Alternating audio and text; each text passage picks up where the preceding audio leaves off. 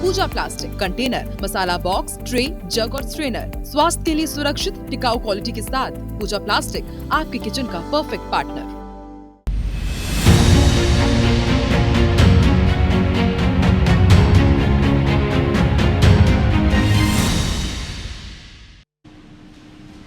नमस्कार, मैं हूं आकांक्षा पांडे और आप देख रहे हैं IBC 24 का बेहद खास कार्यक्रम सियासत का फूटनामा।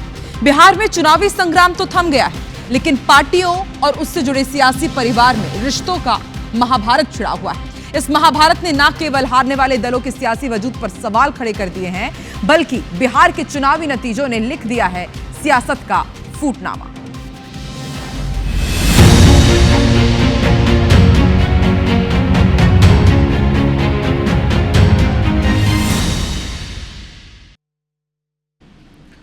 तो बिहार के चुनावी नतीजों ने न केवल राजनीतिक तौर पर बल्कि पारिवारिक रूप से भी राष्ट्रीय जनता दल के सामने गहरा संकट खड़ा कर दिया है। राष्ट्रीय जनता दल के सामने अब न केवल एक पार्टी के तौर पर अपना वजूद बचाने की चुनौती खड़ी हो गई है, बल्कि चुनावी नतीजों ने लालू प्रसाद यादव के सामने अपने कुनबे को बिखरने से बचाने का संकट भी खड़ा कर दिया है। तो क्या है यह संकट और क्यों छिड़ गई है लालू के कुनबे में नई महाभारत?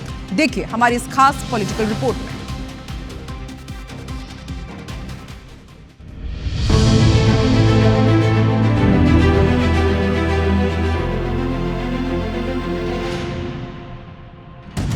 नहीं, मेरा कोई परिवार नहीं है।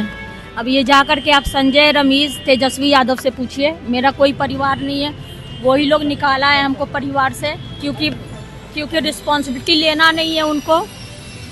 पूरा दुनिया बोल रहा है जो चाणक्य बनेगा तो चाणक्य से आप सवाल पूछिएगा। जब कार्यकर्ता चाणक्य से सवाल कर रहा है, पूरा देश दुनिया सवाल कर रहा है कि पार्टी का ये ऐसा हाल क्यों हुआ। अब जब संजय और रमेश इन लोग का नाम लीजिए तो आपको घर से निकाल दिया जाएगा, आपको बदनाम किया जाएगा, आपको गाली दिलवाया जाएगा, आपके ऊपर चप्पल उठा करके मारा जाएगा।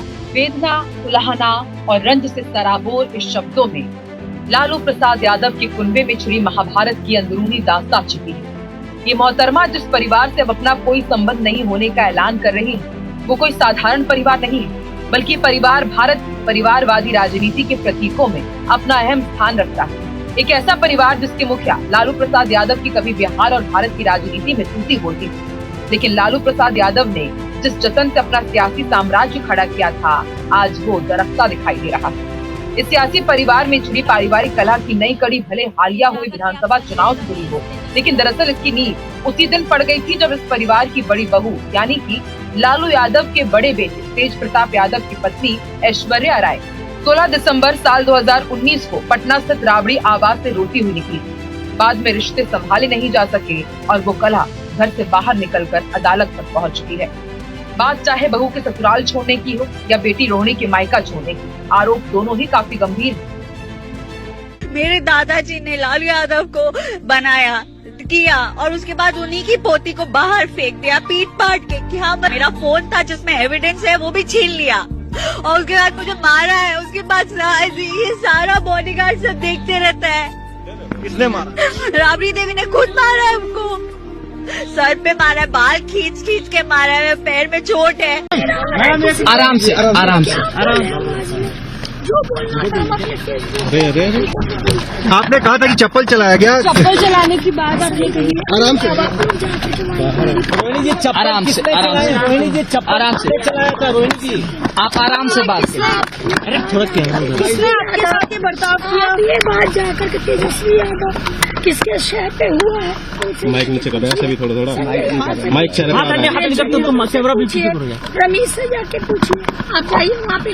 माता पिता भी रो रहे थे, मेरी बहन रो रही थी मेरे लिए।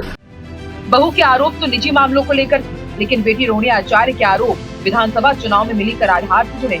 रोहिणी अपने भाई तेजस्वी के साथ साथ संजय यादव और रमेश का हवाला देकर उन्हें चाणक्य बता रही है। दरअसल दोनों राजद के चुनावी कैंपेन की करता धरता थी और ये तो जिंदगी का उसूल है कि सफलता में सारी खामियां छुप जाती हैं, लेकिन जब हार मिलती है और वो भी इतनी करारी, तो कलह का सतह पर आना लाजमी हो जाता है। तभी तो कहते हैं कि सियासत जो ना कराए वो कम। सियासत को साधना इतना आसान होता भी नहीं।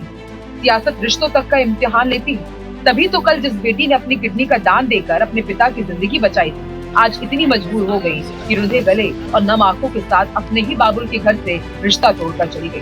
वाकई सियासत में रिश्ते चाहे सियासी मतलब के हो या फिर खून के, उनके निभाए जाने की कोई गारंटी नहीं है। तभी तो कल तक जिनके बीच में अर्जुन और कृष्ण का रिश्ता था, आज सियासत की महाभारत में वो इतने दूर हो गए कि आमना सामना होने पर एक दूसरे के पास जाकर हालचाल तक पूछना गवारा नहीं समझते।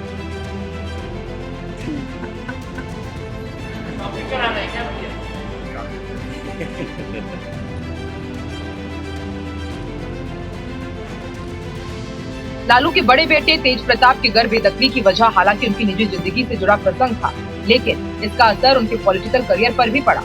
जनशक्ति जनता दल नाम से अपनी खुद की पार्टी बनाकर अपने भाई तेजस्वी के खिलाफ सियासी मोर्चा खोलने वाले तेज प्रताप के लिए फिलहाल दिलासा दिलाने वाली बात यही है कि तेजस्वी की हार में ही उनकी जीत छिपी। बड़े भाई तेज प्रताप के दिल की बात राष्ट्रीय जनता दल को मिली चुनावी शिकस्त के बाद पोस्ट के जरिए किए गए इजहार से सहज ही समझी जा सकती है। बहरहाल लालू प्रसाद यादव के कुनबे में छिड़ी कलह ने सियासतदानों को मजा लेने का मौका तो दे ही दिया। रोहिणी आचार्य बेटी है और बेटी जिसने अपने पिता की प्राण रक्षा की, बेटी का अपमान होना, उसके आंख से आंसू निकल जाना, ये आंसू लालू जी बहुत भारी पड़ेगा। राजनीति के धृतराष्ट्र मत बनिए, आप उस घर के अभिभावक हैं। बोलिए कौन गुनाहगार है? जिन लोगों ने पूरे बिहार को चलाने के सपने देख रहे थे, वो परिवार भी नहीं चला पा रहे। रोहिणी आचार्य ने बहुत सारी बात कल मैं सुन रहा था, बहुत ही आपत्तिजनक। सवाल पूछने पे चप्पल से पिटाई हो सकती है, सवाल पूछने पे आपको घर से बाहर निकाला जा सकता है। ये कहीं न कहीं उस मानसिकता का परिचायक है जिस जंगल राज के लिए पूरा शासन जाना जाता था। बिहार में चुनाव तो खत्म हो चुका है, नतीजे भी सामने आ चुके हैं। जो जीत गए हैं वो प्रदेश की कमान संभालने की तैयारी में जुटे हैं, लेकिन जो हार गए हैं उनके सामने तो अपनी राजनीतिक विरासत संभालने के साथ साथ अपने पारिवारिक विरासत को संभालने की भी चुनौती आन पड़ी है। Bureau report, IBC 24।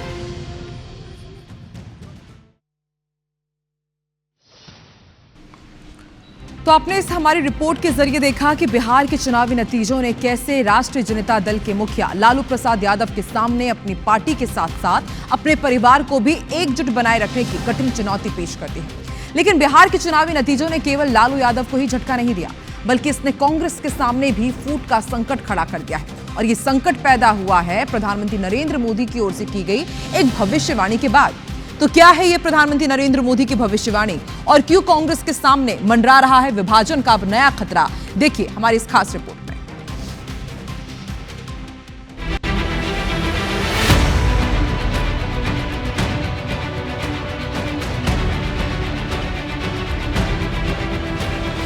अब कांग्रेस के भीतर भी एक अलग धड़ा पैदा हो रहा है और मुझे तो आशंका है, हो सकता है कि आगे कांग्रेस का एक और बड़ा विभाजन हो। अब इसे प्रधानमंत्री नरेंद्र मोदी की भविष्यवाणी मानिए, कांग्रेस को दी गई चेतावनी या फिर उनका माइंड गेम, लेकिन इस बयान के मायने बड़े गहरे हैं। प्रधानमंत्री के दावे पर यकीन करें तो कांग्रेस में एक और विभाजन की भूमिका बिहार में पार्टी को मिली करारी हार से तय हो गई। सियासी मिजाज को भांपने और सियासी दुश्मनों के दिमाग से खेलने का हुनर रखने वाले प्रधानमंत्री नरेंद्र मोदी अगर कांग्रेस में एक और फूट पड़ने की आशंका जता रहे हैं तो इसमें दूरगामी सियासी संकेत छिपे हैं।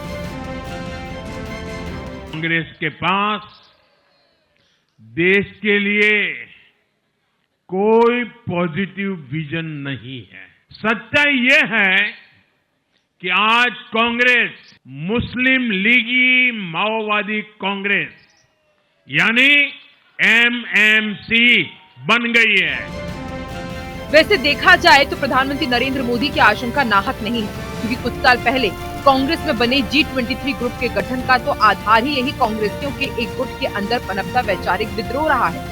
इस G23 ग्रुप से गुलाम नबी आजाद जैसे नेता तो अब अपनी अलग पार्टी बना चुके हैं और जो बाकी रह गए हैं वो या तो राजनीतिक वनवास काट रहे हैं या फिर शशि थरूर और मनीष तिवारी जैसे नेता राष्ट्रीय हित में मोदी सरकार के साथ खड़े रहकर कांग्रेस आलाकमान के लिए नई चुनौती पेश करते दिख रहे हैं। बात चाहे प्रधानमंत्री नरेंद्र मोदी की तारीफ करने की हो या फिर ऑपरेशन सिंदूर के बाद भारत का पक्ष रखने की, पार्टी आलाकमान की मर्जी के बिना दुनिया की दौरा करने की।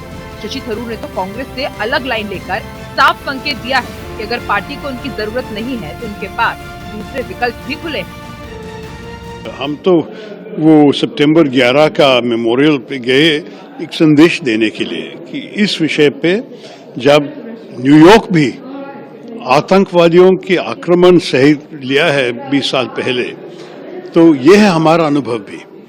हम चाहते हैं कि वो समझे कि इसमें एकजुटता की जरूरी है, हम सब एक साथ है इसमें। तो सवाल उठता है कि क्या प्रधानमंत्री नरेंद्र मोदी को कांग्रेस से कोई पॉलिटिकल इंटेलिजेंस मिला है, या फिर वो अगले 4 साल राज्यों में होने वाले विधानसभा चुनाव से पहले कांग्रेस के साथ माइंड गेम खेल रहे हैं। खास बात ये है कि वो माइंड गेम दो तरफा खेल रहे हैं। पहला खेल ये कि वो कांग्रेस में एक और विभाजन की भविष्यवाणी करके कांग्रेस के नेताओं के बीच संदेह के बीज डालने की चाल चल रहे हैं, और दूसरा खेल वो कांग्रेस को परजीवी पार्टी बताकर कांग्रेस के सहयोगी दलों को आगाह करके खेल रहे हैं। मैंने पहले भी इसी मंच से कांग्रेस के सहयोगियों को चेताया था। मैंने कहा था कि कांग्रेस एक लायबिलिटी है,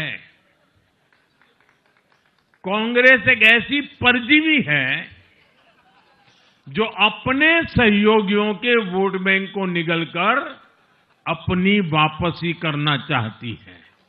इसलिए कांग्रेस से सावधान रहने की जरूरत उसके सहयोगियों को भी है। मुझे मालूम है पार्लियामेंट में जब युवा कांग्रेस के सांसद मिलते हैं, जो फर्स्ट टाइम कांग्रेस के सांसद है या उनके इंडिया अलायंस के सांसद है, वो मिलते हो कहते हैं साहब क्या करें, हमारी तो कैरियर खत्म हो रही। मैंने कहा क्या हुआ? बोले हमें संसद में बोलने का अवसर ही नहीं मिल रहा है, हर बार संसद को ताला लगा दो, यही करते रहते हैं। वो अपने क्षेत्र में जवाब नहीं दे पा रहे हैं। वो कह रहे अगर हम हमारे क्षेत्र के विषयों को संसद में नहीं उठाएंगे तो दोबारा हमें कौन भेजेगा? पूरा युवा वर्ग कांग्रेस का जो पहली बार पार्लियामेंट में आया है, वे अपने भविष्य को लेकर के चिंतित हो गया है।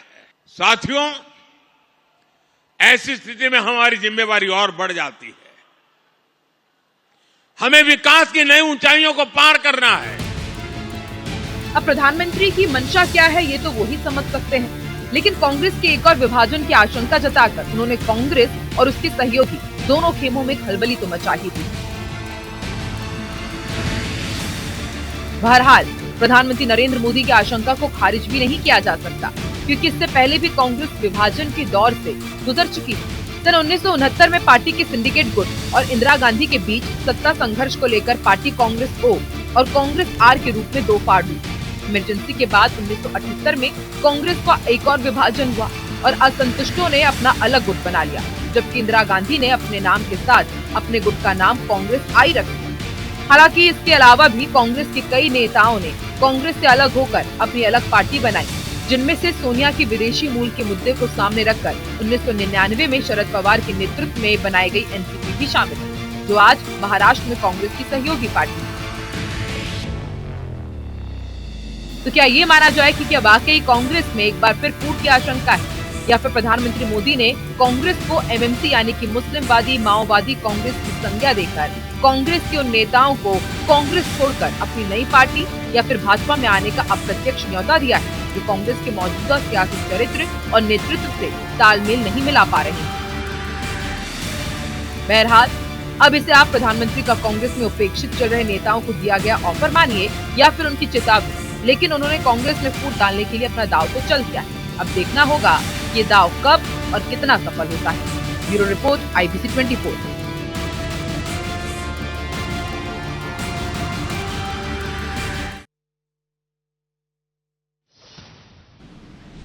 तो लालू प्रसाद यादव के खानदान में छिड़ी महाभारत के सियासी परिवार में कलह और फूट का ये कोई पहला मामला नहीं है। इससे पहले भी देश के कई सियासी परिवारों में सत्ता और पार्टी में उत्तराधिकार को लेकर संघर्ष छिड़ चुका है। आइए एक नजर डालते हैं वंशवाद की प्रतीक माने जाने वाली सियासी कुनबे में छिड़ी महाभारत पर।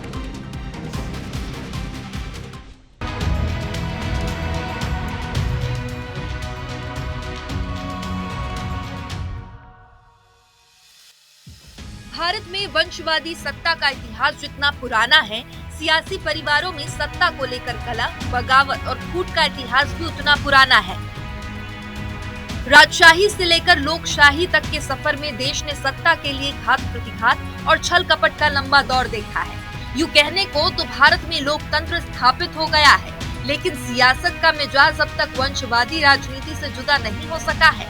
भारत में वंशवादी सियासत की झलक लोकतांत्रिक व्यवस्था में समय समय पर दिखती रही है। इसकी पहली मिसाल तत्कालीन प्रधानमंत्री इंदिरा गांधी के दौर में सामने आई, जब एक नामी सियासी परिवार की बड़ी बहू मेनका गांधी को घर छोड़कर जाना पड़ा। ये उन दिनों की काफी चर्चित घटना थी, जब 28 मार्च को इंदिरा गांधी के बड़े बेटे स्वर्गीय संजय गांधी की पत्नी मेनका गांधी पारिवारिक और सियासी कलह के चलते अपने बेटे वरुण गांधी के साथ प्रधानमंत्री आवास छोड़कर चली गयी। बाद के सालों में भी भारत के कई सियासी परिवारों में वैचारिक, पारिवारिक और सियासी तकरार के चलते फूट पड़ी। लालू प्रसाद यादव के परिवार में पड़ी हालिया फूट के अलावा सियासत में अपना दबदबा रखने वाले एक और यादव परिवार यानी मुलायम सिंह यादव के परिवार में भी पारिवारिक कलह सामने आ चुकी है। मुलायम सिंह यादव के बेटे अखिलेश यादव का अपने चाचा शिवपाल यादव के साथ पार्टी के नेतृत्व और दावों को लेकर चली तकरार काफी सुर्खियां बनी थी। यहाँ तक शिवपाल यादव की वजह से पिता मुलायम सिंह और बेटे अखिलेश यादव के बीच का मतभेद सार्वजनिक मंच तक उजागर हुआ था।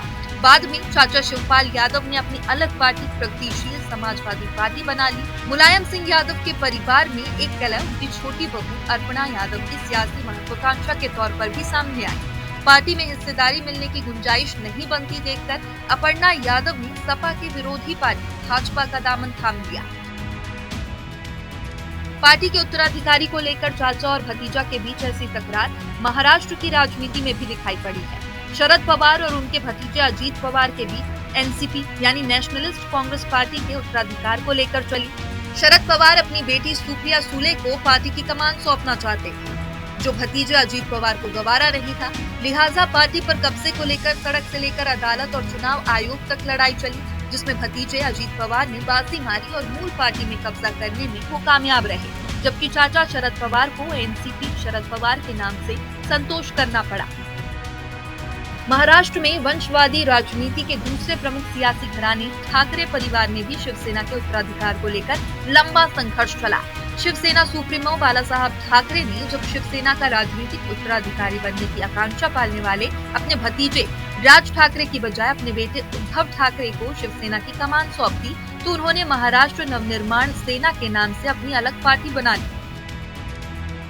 वंशवादी राजनीति का पर्याय माने जाने वाली कुछ और पार्टियों में भी उत्तराधिकार को लेकर परिवार में आपसी खींचतान के कई उदाहरण मिलते हैं, जिनमें दक्षिण के राज्यों में सियासत के प्रमुख केंद्र रहने वाली पार्टियां भी शामिल हैं। आंध्र प्रदेश की तेलुगु देशम पार्टी में सत्ता को हथियाने को लेकर परिवार के सदस्यों के बीच संघर्ष का काफी दिलचस्प दौर चला। यहाँ तक कि अगस्त 1995 में चंद्रबाबू नायडू ने अपने ससुर और तेलुगु देशम पार्टी के संस्थापक एनटी रामाराव को बेदखल करके मुख्यमंत्री पद पर कब्जा कर लिया। वहीं तमिलनाडु की राजनीति में दबदबा रखने वाली एक दूसरी वंशवादी पार्टी डीएमके में भी पारिवारिक सदस्यों के बीच काफी तीखा सत्ता संघर्ष दिखाई दिया है। कुल मिलाकर सत्ता का स्वरूप भले राजशाही की बजाय लोकशाही हो गया है, लेकिन उसका मिजाज आज भी वैसा ही है। Bureau report IBC 24।